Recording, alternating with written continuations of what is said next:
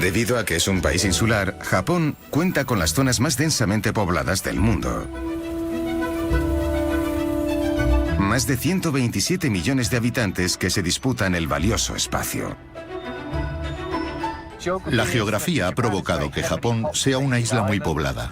Tiene el doble de población que el Reino Unido, y a pesar de que la isla es mucho mayor, el 75% es terreno montañoso y el 50% de él tiene 45 grados de pendiente, así que no se puede vivir ahí. Toda la población se concentra en la costa y las grandes ciudades. Cuando se decidió construir el primer aeropuerto 24 horas de Japón, los ingenieros tenían por delante un reto único. No teníamos espacio para construir el aeropuerto, porque casi toda la isla estaba densamente poblada y hay muchísimas viviendas y fábricas. ¿Y cuál fue la solución definitiva? Crear un suelo nuevo donde anteriormente no había terreno. No había otra opción. Si querían un aeropuerto al que la gente pudiera llegar fácilmente, tenía que estar cerca de Osaka. La conclusión lógica fue elegir el lugar más complicado, la bahía de Osaka. Iban a construir una isla desde cero. Jamás se había hecho un proyecto a esta escala. Había muchos riesgos a la hora de construir algo así de grande y a una escala tan ambiciosa. Construirlo en la bahía de Osaka significaría enfrentarse a uno de los entornos más hostiles del mundo. Fuertes vientos azotan la bahía con asiduidad. Tenemos tifones de todo tipo en Japón. La velocidad máxima alcanzada es de más de 50 metros por segundo y los tifones causan olas de más de 3 metros de altura.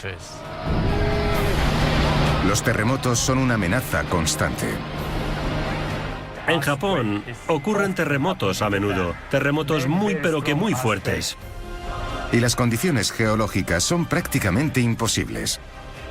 Quizá el mayor reto es el estado del suelo.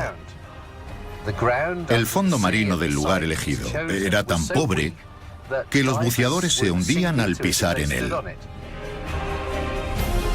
Aún así, decidieron llevar a cabo una obra de ingeniería imposible y se pusieron manos a la obra con el proyecto más ambicioso de tierras ganadas al mar. Cada proyecto es un reto, pero solo hay un paso entre lo conocido y lo desconocido. Construir una isla en el mar es algo muy ambicioso y no se podría haber llegado a hacer sin las innovaciones del pasado.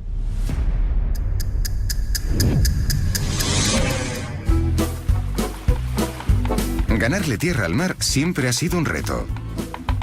En los asentamientos prehistóricos de Escocia, construían cabañas en lagos, más conocidas como cranochs, para albergar familias. Perfecto hasta que los soportes se pudrían. En Perú, los suros del lago Titicaca construían pueblos sobre balsas de cañas para prevenir los ataques de sus vecinos, los incas. Pero el sistema de anclaje no era fiable. Y en el Océano Pacífico, los jefes de la antigua dinastía Sadeler construyeron las islas artificiales de Nam Madol, desde donde gobernaban. Pero se llevaron el secreto de su construcción a la tumba. Una solución más efectiva para construir islas artificiales aguardaba en el horizonte. Para llevar a cabo este atrevido proyecto, los ingenieros japoneses tomaron como inspiración a un holandés del siglo XVII que logró resolver un problema aparentemente imposible de escasez de terreno. En los Países Bajos siempre están luchando para mantener el Mar del Norte a raya. Un tercio de la tierra se encuentra bajo el nivel del mar y un 65% es vulnerable a inundaciones. Durante siglos el país ha sufrido inundaciones catastróficas.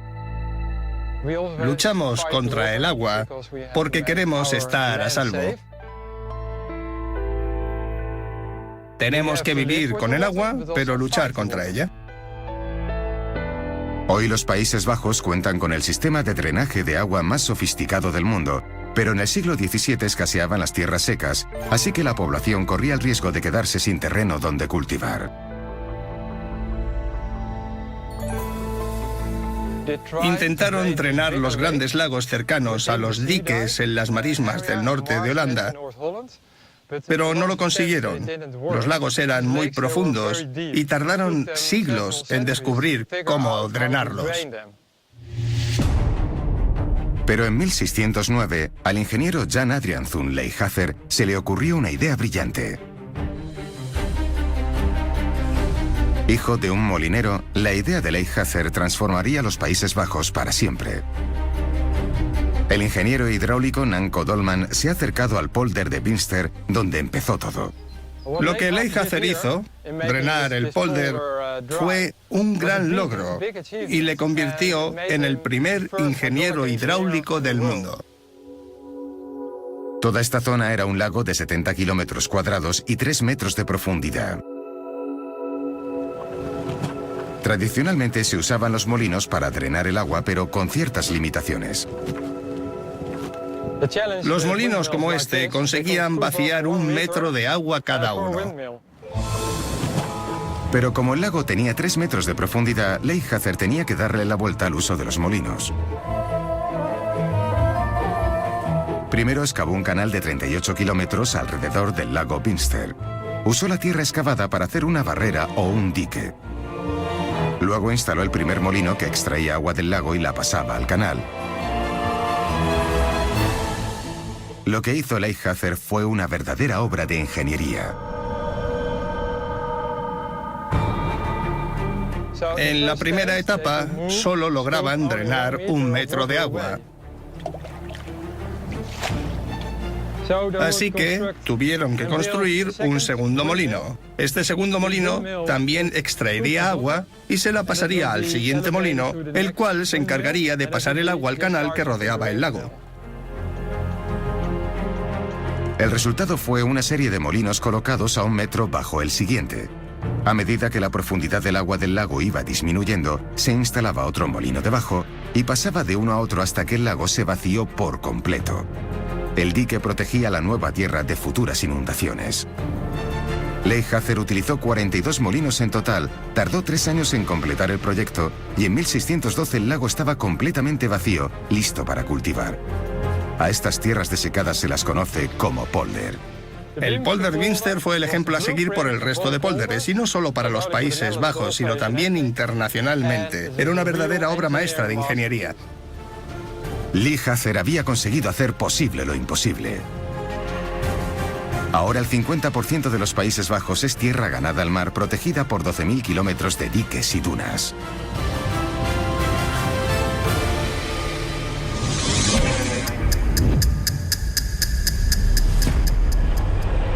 Los ingenieros de Japón tenían que basarse en los principios holandeses para ir un paso más allá. Los ingenieros holandeses drenaban lagos para obtener tierra útil, pero Masaki Kitazume y sus colegas tendrían que construir una isla artificial sobre el fondo marino. Era un gran reto para nosotros, los ingenieros. Teníamos que construir una isla artificial a más de 5 kilómetros de la costa y la profundidad del mar superaba los 20 metros.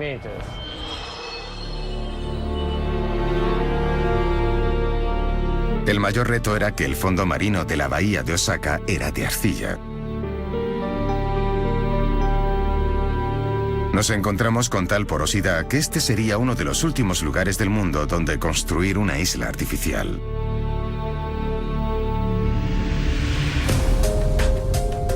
El barro retiene el agua como una esponja. Y al igual que una esponja, cuando colocas algo encima, se comprime a medida que suelta el agua, y el objeto se hunde. Se necesitó la mejor tecnología para reforzar el suelo bajo la isla. Si no, se hubiera desvanecido.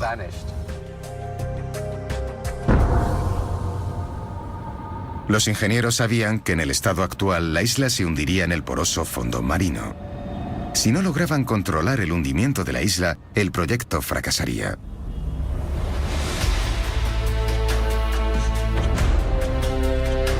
La solución que encontraron fue el drenaje de arena. El objetivo del drenaje de arena era acelerar el asentamiento de la cimentación. El drenaje de arena consiste en acercar el fondo marino a la superficie. Se coloca arena en el fondo marino y se atraviesa con tuberías que también contienen arena. Luego se retiran las tuberías, pero se mantienen las columnas de arena. El peso de la isla comprimirá la arcilla y el agua se colará por las columnas para escapar hasta la capa de arena. Esto significa que la isla seguirá hundiéndose, pero lo hará de manera más controlada y se asentará sobre un fondo más estable. Se colocaron 1 millón de drenajes de arena de 20 metros de profundidad. Era la primera vez que se hacía algo así en el mundo. El fondo marino estaba listo para soportar el peso de la mayor isla artificial de la historia. En el mejor de los casos, todo iría bien y la isla aguantaría, pero en el peor de los casos, la isla se desvanecería en el fondo marino.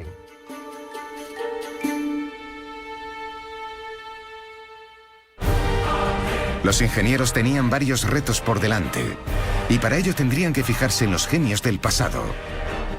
Hoy nos parecerá fácil, pero la primera vez fue en este aeropuerto. El aeropuerto japonés de Kansai es una maravilla de la ingeniería mundial. Se encuentra sobre una isla artificial en las profundas e impredecibles aguas de la bahía de Osaka. Su construcción parecía un reto imposible. Necesitábamos solucionar un montón de problemas técnicos para poder construir la isla. Después de 2 años enfrentándose a las condiciones geológicas más complicadas, los ingenieros habían colocado 1 millón de drenajes de arena en el fondo del mar para estabilizarlo. Pero antes de empezar con la isla, tendrían que construir un increíble dique de 11 kilómetros de largo. Para empezar, los buceadores colocaron enormes piedras en el fondo del mar. Luego echaron material de relleno y comenzaron a construir la pared por encima de las violentas aguas de la bahía. Si se rompe el dique, la arena de la isla acabaría en el mar. Para impedir que el mar erosione la pared con sus olas y que la isla acabe desapareciendo, los diseñadores tendrían que recurrir a los inventores del pasado.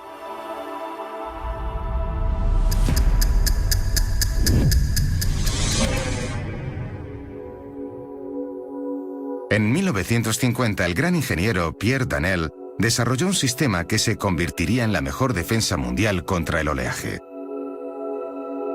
En el laboratorio de hidráulica Dauphinois, en Francia, diseñó junto a su equipo una estructura de defensa costera conocida como tetrápodo.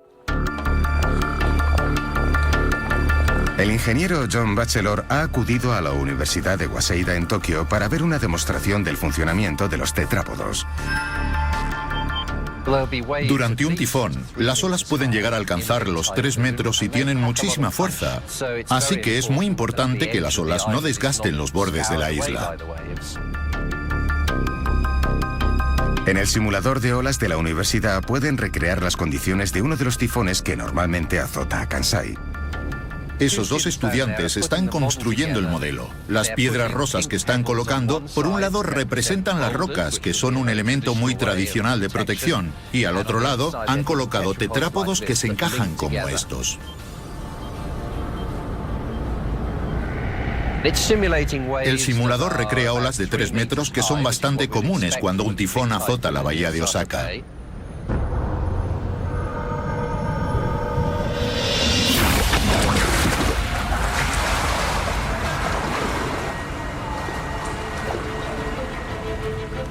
Podemos ver claramente cómo una simple ola se ha llevado un par de las piedras rosas.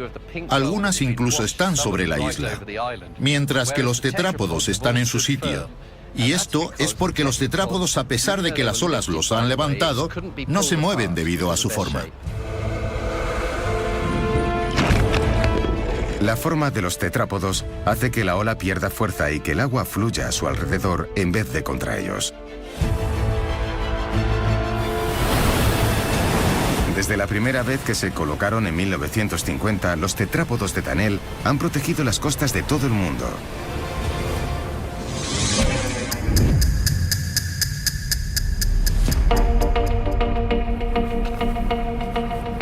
En el aeropuerto de Kansai, los tetrápodos han sido una perfecta solución de ingeniería.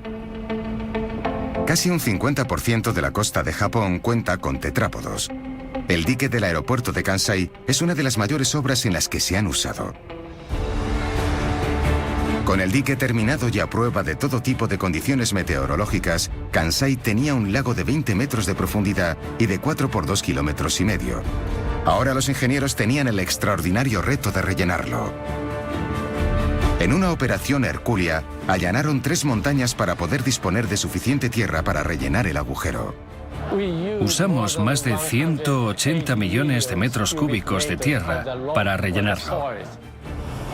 80 barcos trabajaron durante 3 años para verter escombros y dar forma a la isla artificial. Fue algo realmente fantástico. Fue muy emocionante ver ese despliegue. En total, el relleno hubiera sido suficiente como para llenar 45 estadios de fútbol hasta rebosar. A medida que la isla crecía, los ingenieros empezaron a darle vueltas a la construcción de la terminal.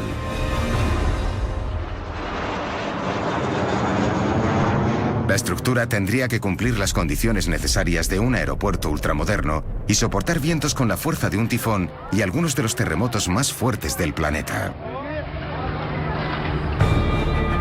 Se le concedió el reto al arquitecto Renzo Piano, uno de los arquitectos que participó en el Centro Pompidou de París. Y junto a él trabajaría el japonés Noriaki Okabe.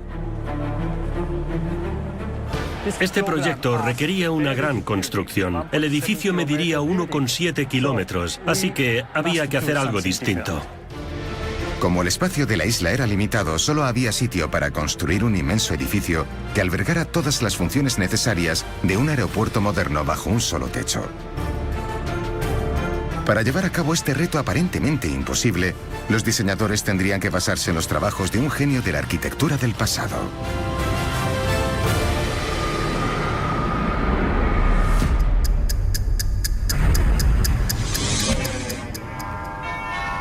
En los años 30, Berlín estaba sufriendo un montón de cambios. Alemania tenía grandes ambiciones y estaban reestructurando la ciudad para crear una nueva y gran metrópolis. El arquitecto Ernst Sagevill era el encargado de sustituir el antiguo aeropuerto de Berlín por uno nuevo que se convirtiera en la puerta de entrada a Europa.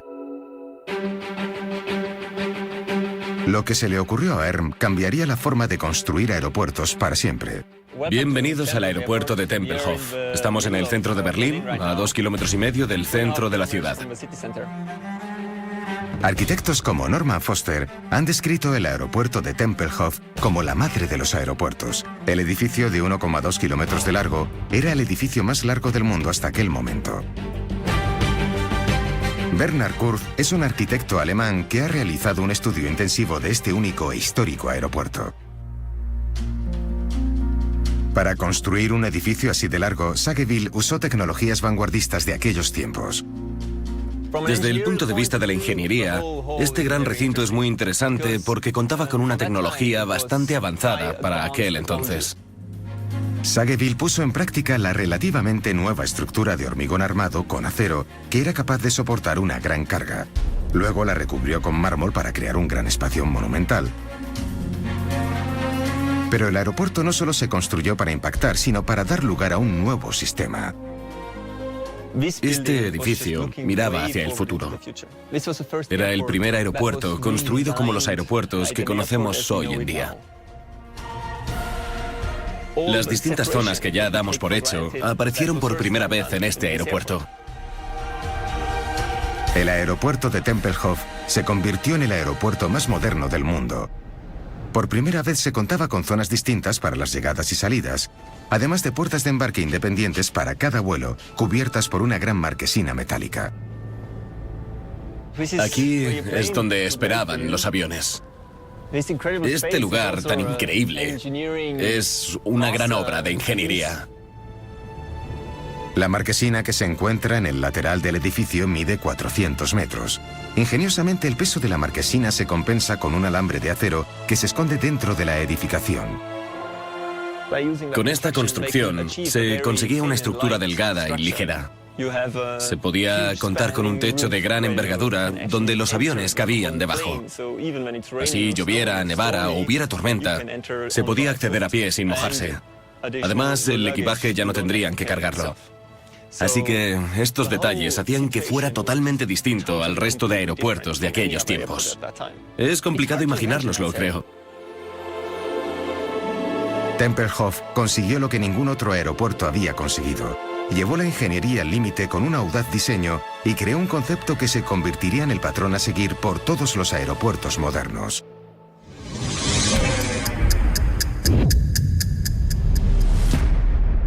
El aeropuerto de Kansai se encuentra a 9.600 kilómetros y se ha basado en el concepto de ese aeropuerto, pero llevado a una dimensión completamente nueva.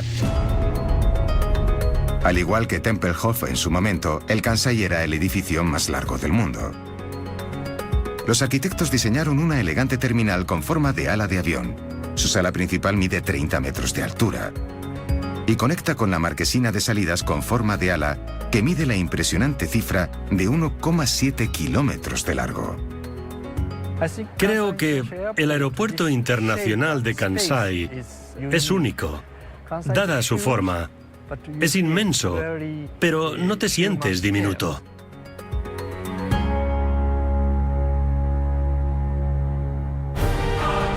Pero el verdadero reto a la hora de diseñarlo fue que no se viniera abajo debido a las fuerzas de la naturaleza. Tenemos que tener mucho cuidado con las potentes fuerzas de la naturaleza.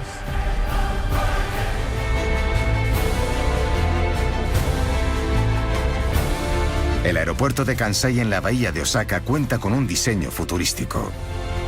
Esta terminal con forma de ala era el mayor edificio hasta el momento cuando se construyó. Tiene 41 puertas por las que pasan 8 millones de pasajeros al año y es el primer aeropuerto 24 horas de Japón.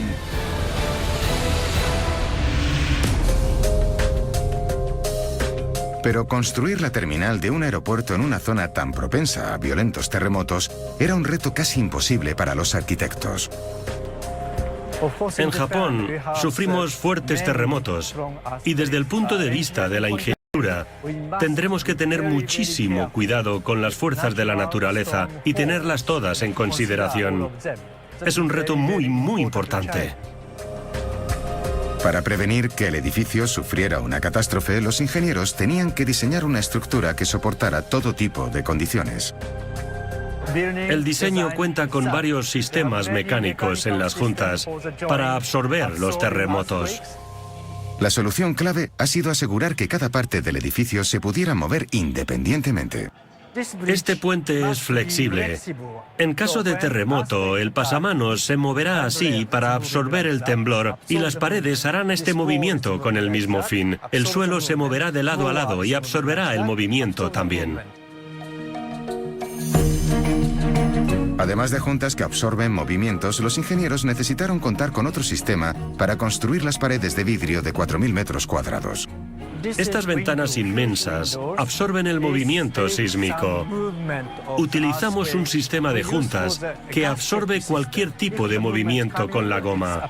Es mejor que cualquier otro sistema. El cristal no disipa energía porque es demasiado frágil. La junta de goma alrededor de cada panel absorbe la energía sísmica y permite que cada uno se mueva independientemente. En total se colocaron 5.000 paneles de cristal. La terminal se construyó en un periodo de 3 años gracias a 10.000 diseñadores, ingenieros y trabajadores de todo el mundo. Pero poco después de su finalización, el diseño del aeropuerto se enfrentaba a un último reto. Un mes después de inaugurar el aeropuerto internacional de Kansai, tuvo lugar un tifón. Y 4 meses después tuvo lugar el terremoto de Kobe, así que se puso a prueba. En enero de 1995, la región de la bahía de Osaka sufrió el terremoto de Kobe, en el que murieron más de 6.500 personas y en el que 50.000 edificios quedaron destrozados.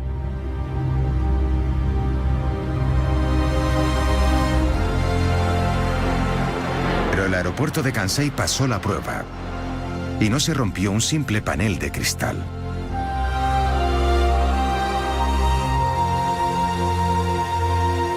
Desde entonces, el Aeropuerto Internacional de Kansai ha visto casi 2,5 millones de vuelos que transportaban 300 millones de pasajeros. Pero un siglo antes, este ir y venir de aviones durante 24 horas habría sido imposible.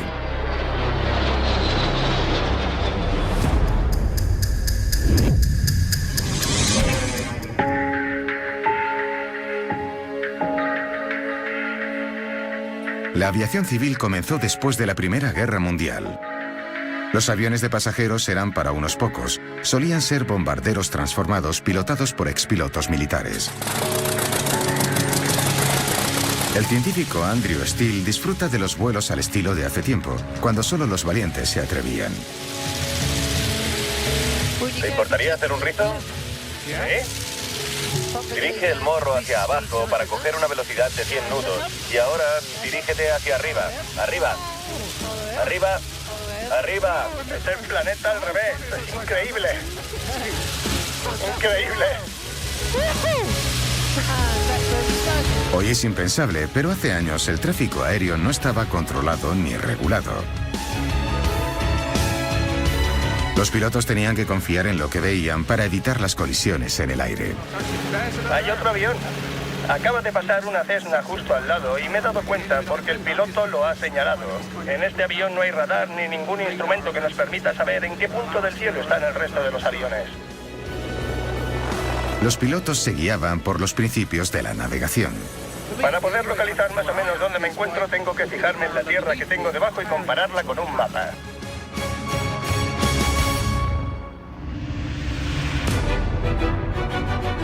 Tras la Primera Guerra Mundial, las pistas de aterrizaje usadas por los aviones de guerra se convirtieron en puntos de vuelo oficiales, en aeropuertos.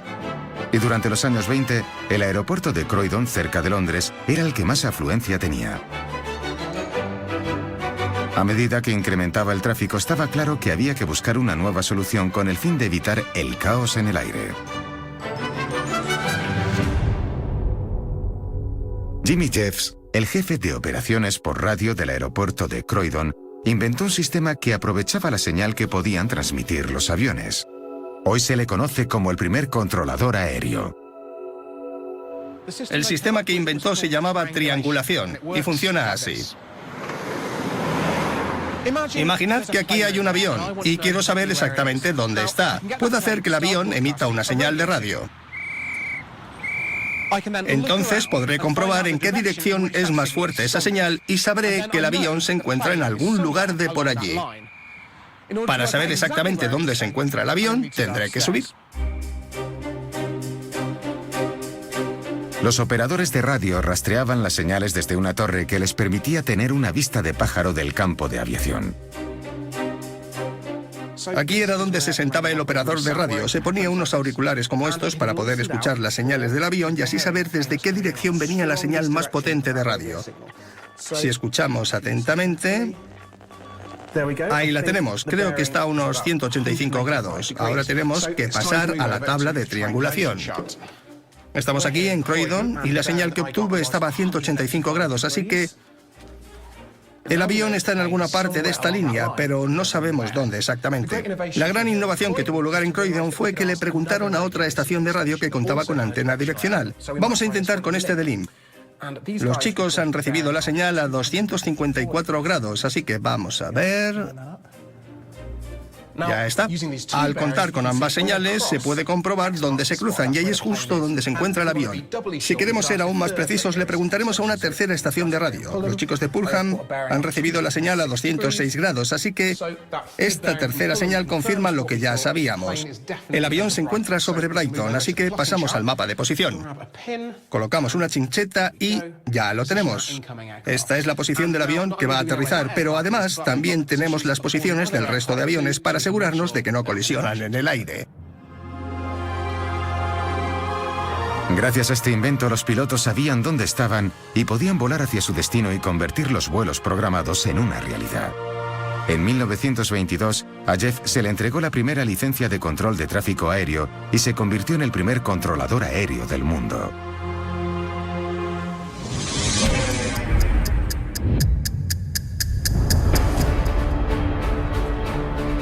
Los controladores de Kansai todavía confían en los principios básicos para comprobar la posición de los aviones. Hoy el sistema también muestra el número de vuelo, la velocidad y la altitud. Además de los receptores en tierra, también recoge las señales una red de satélites que conocemos como Sistema de Posicionamiento Global o GPS. Esta tecnología puntera permite a los aviones despegar y aterrizar cada 4 minutos durante las 24 horas del día.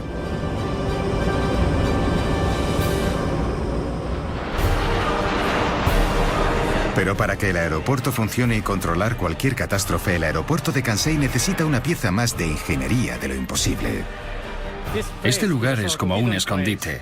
Solo unas pocas personas conocen este sistema. Aeropuerto de Kansai en la bahía de Osaka, Japón. El primer aeropuerto del mundo construido sobre una isla artificial. Su estructura única que da la bienvenida a 18 millones de pasajeros al año y conecta con 25 países es una de las terminales más destacadas de Japón.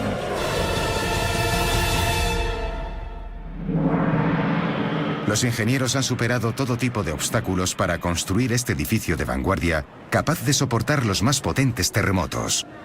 Formábamos un equipo de ingenieros genial. Creo que Kansai es uno de los edificios más únicos del mundo. Pero había un problema para el que los ingenieros no estaban preparados. Tras fortalecer el fondo marino, tenían previsto que la isla se hundiera unos 6 metros, pero 3 años después se había hundido 8 metros e iba a más.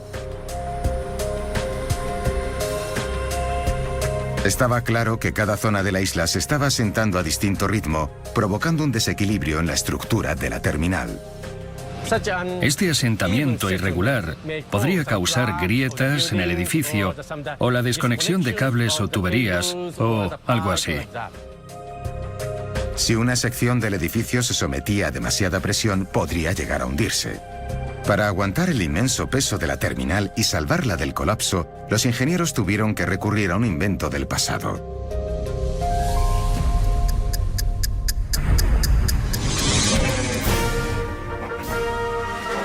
Los humanos siempre han sido ambiciosos a la hora de fabricar. Pero para las grandes construcciones, la fuerza muscular no era suficiente. Los antiguos griegos construyeron la primera grúa con una simple polea. Un par de hombres generaban un montón de fuerza, pero era complicado controlarla. Leonardo da Vinci inventó una máquina con la que podía levantar peso desde abajo con un movimiento circular que luego se convertía en rectilíneo, pero seguía siendo necesaria una gran fuerza humana. Y por fin en el siglo XIX el mecánico Richard Digeon estaba harto y se le ocurrió una idea. Diseñó un gato que no necesitaba la fuerza humana, sino la hidráulica. Su nuevo gato comprimía aceite de un pequeño cilindro hacia otro mayor. La presión del segundo cilindro era igual a la del primero, pero multiplicada por su tamaño. Así que podía levantar más peso.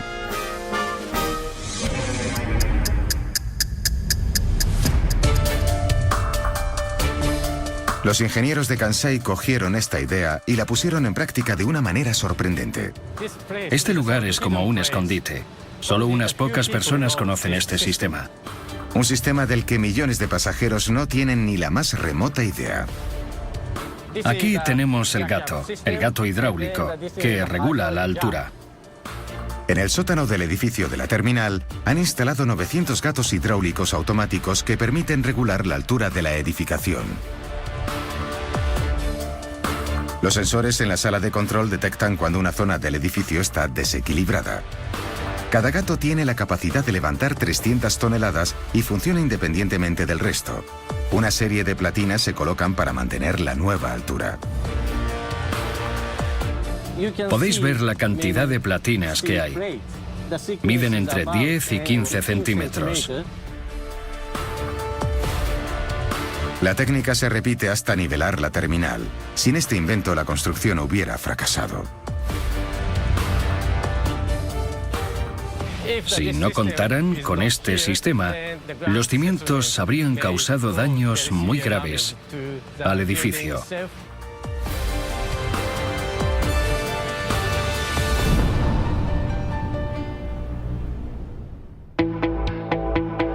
Los ingenieros de Kansai han utilizado un sistema de ingeniería único para adaptarse a las condiciones de la isla. La terminal es una obra de arte. Pero que las llegadas se encuentren justo encima de las salidas es la clave del éxito de este aeropuerto.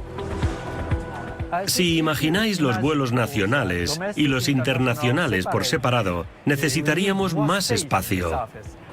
Pero aquí se encuentra una planta sobre la otra. Es la primera vez que un aeropuerto internacional implanta esta distribución. Pero con cientos de vuelos al día que transportan hasta 50.000 pasajeros y miles de equipajes, el transporte del equipaje entre plantas, el control de seguridad y llevar las maletas al lugar correspondiente a tiempo en un edificio de casi 2 kilómetros de largo era como un rompecabezas. La manipulación de equipajes en la terminal de un aeropuerto es muy importante y me parece que no es fácil, nada fácil. La solución está en deuda con uno de los genios del pasado industrial.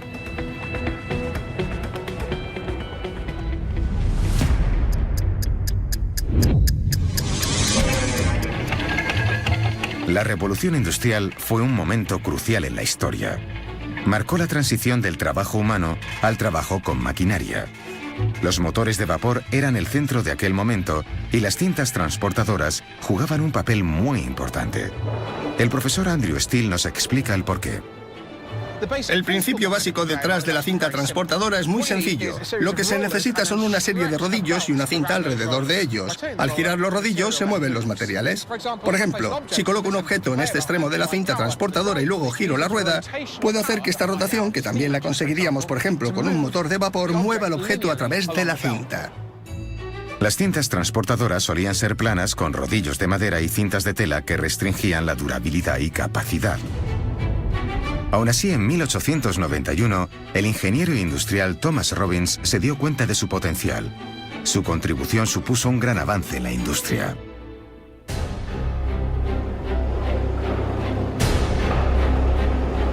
Lo primero que hizo fue cubrir la cinta con goma para que así fuera mucho más resistente. En segundo lugar, desarrolló un sistema con 3 rodillos que curvan la cinta dándole una forma de U y evita que se caigan las piedras. Las cintas robustas de Robin ya podían cargar elementos pesados y cuando se empezaron a usar bajo tierra, transformaron la producción de la industria minera mundial.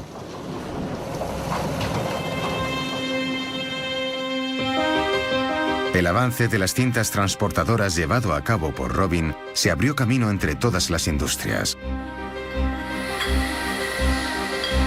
La producción moderna utiliza gran variedad de cintas transportadoras automáticas en las líneas de montaje con distintas características. Una de las diferencias clave entre las cintas transportadoras modernas y las versiones originales más sencillas es que pueden girar.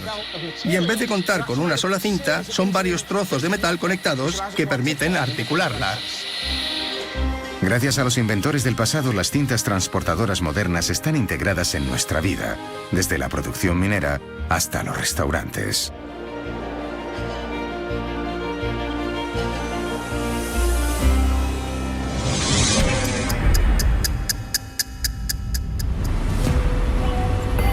En el aeropuerto de Kansai, los diseñadores han incorporado innovaciones de vanguardia en la cinta transportadora de equipajes y el resultado es increíble.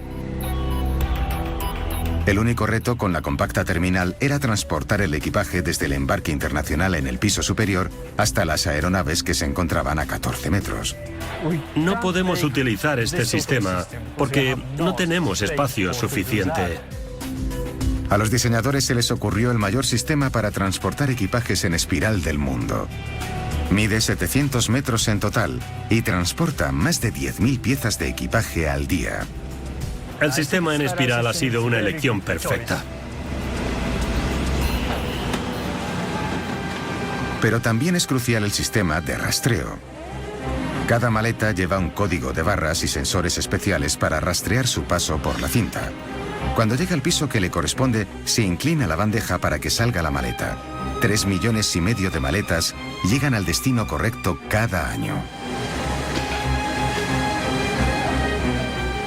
Este aeropuerto funciona bien y estoy muy orgulloso de ello.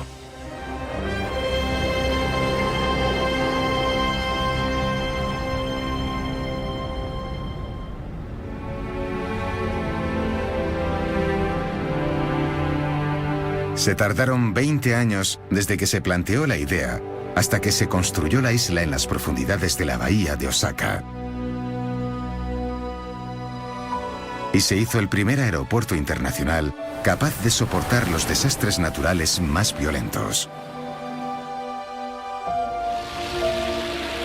Basándose en las innovaciones del pasado, adaptándolas, mejorándolas y realizando unas innovaciones de vanguardia.